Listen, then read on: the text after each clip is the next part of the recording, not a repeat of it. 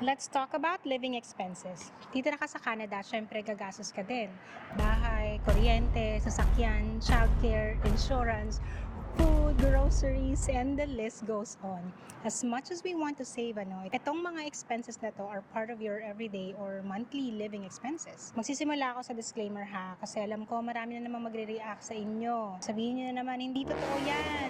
Hindi ganyan yung sa amin. Bakit ganyan yung sa inyo? Kalma nyo. Okay? We live in the province of Ontario. Family of 3 kami na nandito ay nag-rent kami noon ng 1-bedroom apartment. We really started here from the bottom. Minimum wage, low income, and based on our experience, again, our experience. I understand iba-iba tayo ng sitwasyon sa buhay, iba't iba tayo ng pinagagastusan, iba't iba tayo ng priority. The point of this video is to share to those aspiring to be here, sa mga gustong maging international student dito sa Canada na similar sa situation namin. Kasi nung nasa Pinas pa lang kami, nagre-research pa lang ako noon paano ang buhay sa Canada. I was also looking for this kind of information, and now that we are here, now that we actually experienced it, I want to share that experience. Again, our experience to those people looking for this information. With that being said, if you are someone gusto mong magpunta ng Canada at curious ka, kasya ba yung kinikita ng mga nasa Canada, ng mga family ng international student? Paano yung living situation nila? Kaya ba yung mga gastos? Kaya pa bang mag-ipon? May natitira pa ba sa sahod nila considering na restricted ang work hours ng international student? This video is for you. Panoorin niyo muna yung sahod reveal video kasi doon pinakita ko magkano ang sahod ng isang minimum wage earner dito sa Canada. And today, ito naman ang part 2. Isa-isahin naman natin ano yung mga gastos namin nung nagsimula kami dito.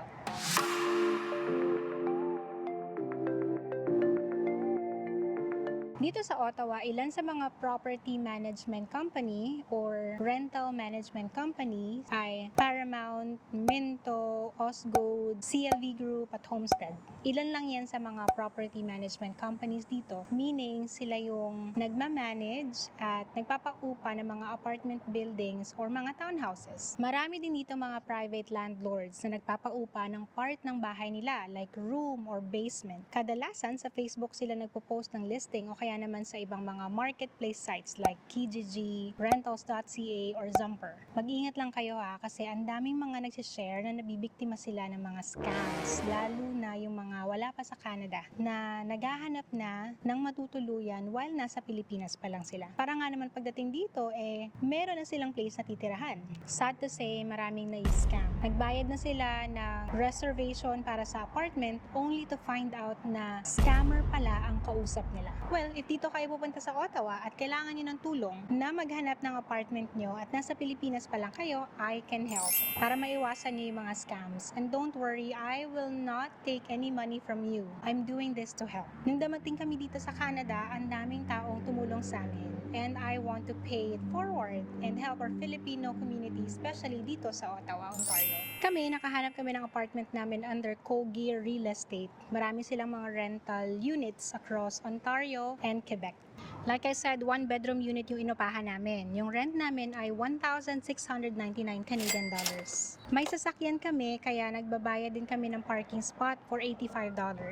Then yung mga apartment buildings dito, meron silang storage locker units. Yung iba, doon nila nilalagay yung mga extra tires, mga gulong na mga sasakyan, o kaya mga luggage nila or anything na hindi nila kailangan sa loob ng bahay.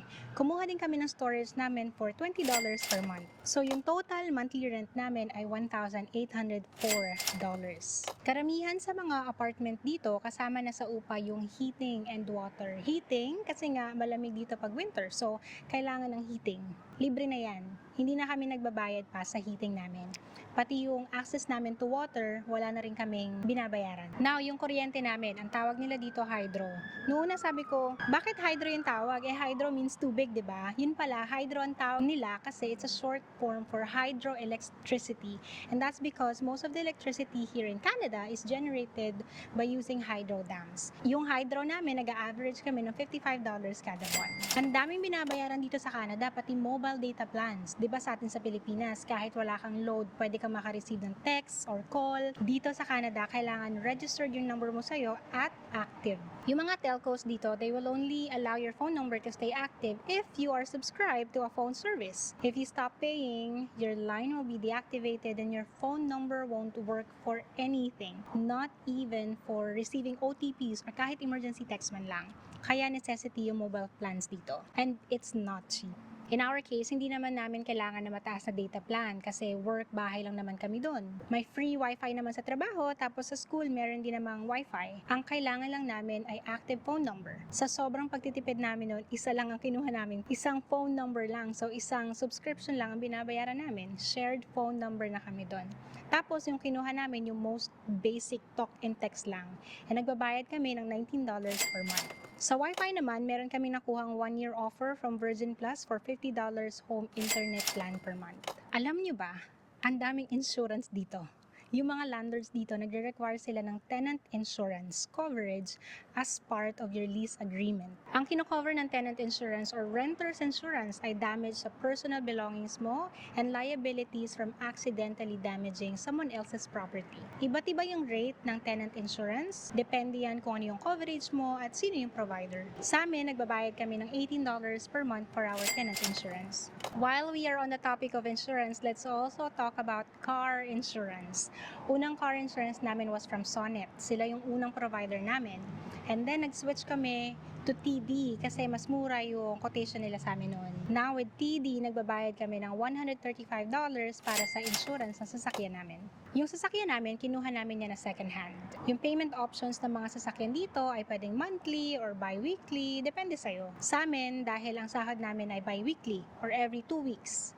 Bi-weekly na din ang payment options na sinetap namin para magkasabay na sila.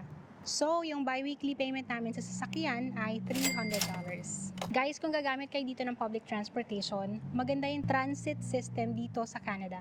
Komportable, hindi siksikan, may maayos na bus station at mga maayos na bus stops. Meron din sila ditong ginagamit na app para makita mo kung nasaan na yung bus na hinihintay mo. Yung mga bus dito, may schedule yan sila na sinusunod. Ang challenge is that may mga times na hindi nasusunod yung schedule na yon. Either maaga or late silang dumadating.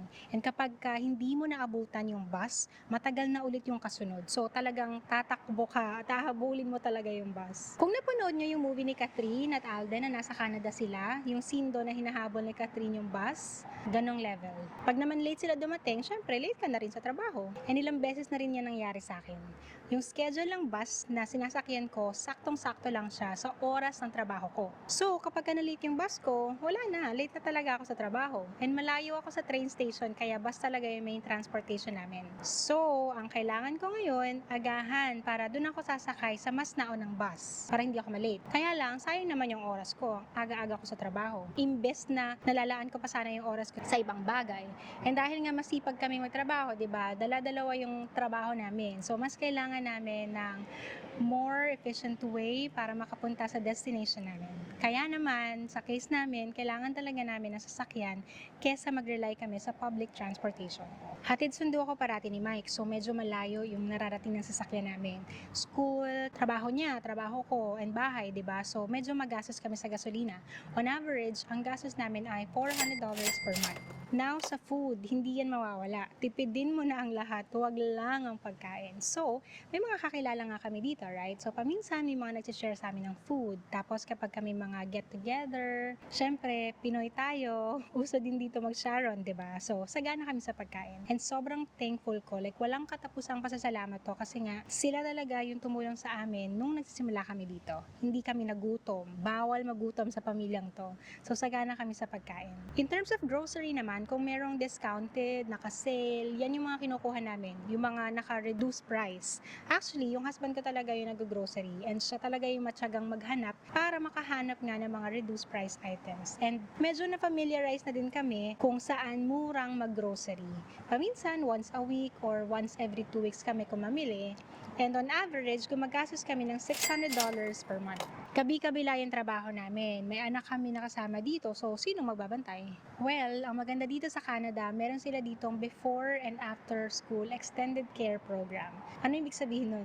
I have a whole video talking about kindergarten and elementary schools dito sa Ottawa na ililink ko dito sa taas and sa baba, sa description box sa baba. So, i-click nyo na lang. Yung binabayad ko sa school for childcare ay nag-average ng $240 per month. Tapos, maswerte kami kasi sa community namin dito kasi nga may mga tumutulong sa amin. Kapag kaalanganing oras na kami makakauwi, meron kaming napapasuyuan na magbantay sa anak ko. O kaya naman minsan kulang na yung oras namin, hindi na namin siya ma-pick up sa daycare, may napapakiusapan kami na mag-pick up sa kanya. So malaking tulong talaga yun para sa amin, para makapagtrabaho kami dito. I think sa part na to, meron ka ng idea magkano yung total monthly living expenses namin dito, no? But let's summarize that. Lahat ng expenses na nakalagay dito ay monthly namin binabayaran, except sa car loan na naka-bi-weekly. So, convert muna natin yan into monthly para pare-pareho sila. Okay, so based dito sa computation natin, ang total monthly living expenses namin ay $3,971. If napanood nyo na yung sahod reveal na ginawa ko, you would have an idea magkano ang sinasahod namin dito as minimum wage earner dito sa Canada. Ang combined household income namin ay $2,314 bi-weekly. Sa every 2 weeks sa sahod yan. So, i-convert natin yan into monthly, that's $5,014. That's our monthly income. That means, ang natitira sa sahod namin ay $1,043. Okay? So, mixed emotions. I mean, good na may natitira pa din, right? Hindi tayo kahit isang tuka. Hindi naman literal na paycheck to paycheck. So, may naitatabi pa din. Take note na ang sinama ko lang dito sa pinakita ko sa inyo ay yung mga fixed bills namin. Talagang kailangan namin yung bayaran. And hindi pa to all-inclusive ha. And like I said, iba naman tayo ng sitwasyon, right? So, pwede din na, let's say, na may mga utang pa kayo na kailangan bayaran. So, kailangan nyo rin yung i-priority. O kaya naman may pamilya kayo sa Pilipinas na kailangan nyo pang padalhan. Pati yung mga clothing expenses nyo. Yung mga gamit nyo pang winter. O kaya emergency expenses sa health or car maintenance. Yung iba, naglalaan din sila ng budget for entertainment. Mga eat out, hobbies nila. And of course, nasa sa inyo naman yan. Kami kasi, especially ako na-prepare ko na talaga yung sarili ko na first 2 years here in Canada will be challenging, lalo na yung financial aspect. Kung may maititipid pa kami, that would be our lifestyle expenses. So kami, bihirang-bihira kaming kumain sa labas. Only kapag kami special occasion, yung mga damit namin, gamit namin pang winter, lahat yan bigay sa amin, or mga hand-me-downs. And umiiwas din kami nun pumunta sa mga malls kasi nga, para iwas temptation sa mga unnecessary na gastos. Well, that's us. That's our experience. And gaya ng nabanggit ko kanina, iba-iba naman tayo. Hindi ko naman sinasabing ganito din ang magiging sitwasyon nyo. Tsaka nakadepende rin yan, syempre, kung saan kayo dito sa Canada titira. And the key here is to be prepared. Prepare yourself emotionally, financially, spiritually, lahat na ng mga Kasi challenging talaga siya. Well, at least for us. Next video sa part 3, pag-uusapan naman natin based dito sa natitira sa sahod namin, paano namin nabayaran yung tuition fee. Noong nag-apply kami ng study permit, binayaran na namin yung 1 semester tuition fee. Tapos, yung pocket money na dala namin, yung baon namin nung dumating kami dito, meron din kami pambayad pa sa another 1 semester tuition. So, okay na yung first 2 semester na tuition fee, right? And dahil 2 years ang program ni Mike, 4 semesters ang kailangan namin pag-ipunan. Ang kailangan nila namin bunuin noon yung last 2 semesters. And yun yung trinabaho namin dito. And kinaya naman namin. And soon in for part 3, paano namin nabuo yung remaining 2 semester tuition fee dito sa Canada. This is Yani. See you again. Bye!